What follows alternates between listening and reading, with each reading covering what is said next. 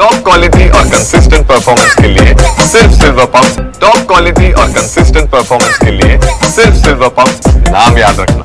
कालका विभूतो एकत्रीकरण समिती राज्य समन्वयक। आज आम्ही जवळपास 1300 ते 1400 एनआरएचएम कर्मचारी रिंगणात उतरलो आहे की यासाठी 2012 आदरणीय मुख्यमंत्री देवेंद्रजी फडणवीस साहेबांनी आम्हाला जे आश्वासन दिलं होतं की आम्ही सत्तेत आल्यानंतर तुम्हा सर्व भगिनींना शासन सेवेमध्ये समायोजन करू आणि तुम्हाला रस्त्यावर उतरू देणार नाही, पण आदरणीय मंत्री महोदयांनी आमच्या अजून देखील आज 10 वर्ष झाले आम्ही रस्त्यावरच उतरते, तर याकडे का दुर्लक्ष करत आहेत। आणि शिवाय 14 मार्च 2024 ला जो शासन जी आर निघालेला आहे त्याबद्दल अद्याप देखील त्याची अंमलबजावणी होत नाही। तुम्ही लोक आज एकीकडे महिला सक्षमीकरण करते आणि महिलांचे वर्चस्व गाजवण्यासाठी तुम्ही त्यांना नको त्या लाभ देते, पण आज या सगळ्या महिला भगिनी रिंगणात उतरले तर त्यांच्याकडे तुम्ही दुर्लक्ष करत आहात। आणि शिवाय कोर्टाचे आदेश असताना देखील त्याला केराची टोपली दाखवली जात आहे। मायबाप सरकार, आम्हा भगिनींना तुम्ही किती दिवस रस्त्यावर उतरवणार आहात आणि लवकरात लवकर आमच्या शासन निर्णयानुसार समायोजन करून आम्हा बंधू भगिनींना न्याय मिळवणार ही मी शासनास कळकळीची विनंती करते।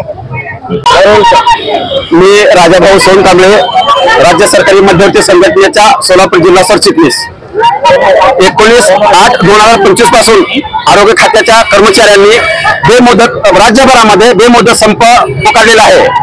त्यांच्या 14/4/2024 रोजी महाराष्ट्र शासनाने जी आर काढलेला आहे त्या जी आरची अंमलबजावणी करावी। औरंगाबाद खंडपीठाने या कर्मचाऱ्यांना कायम करण्याबाबत महाराष्ट्र शासनाच्या बाजूने निकाल दिलेला आहे, कर्मचाऱ्यांच्या बाजूने निकाल दिलेला आहे। ह्या दोन्ही आदेशाची शासन पूर्तता करत नसल्यामुळं सर्व राज्यभरामध्ये हे आंदोलन पकडलेलं आहे आणि त्या आंदोलनात राज्य सरकारी मध्यवर्ती कर्मचारी संघटनेचा जिल्हा सरचिटणीस या नात्याने आम्ही सर्व पदाधिकाऱ्यांनी या संघटनेच्या उपोषणकर्त्यांना आम्ही जाहीर पाठिंबा दिलेला आहे।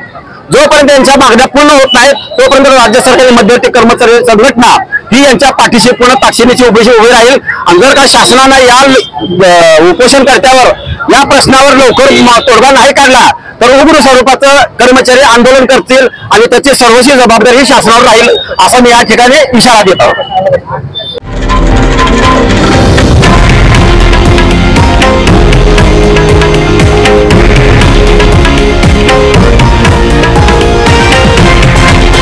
हे आहे देशातील नंबर 1 न्यूज नेटवर्क आणि आपण पाहत आहात TV9 मराठी, एकमेव।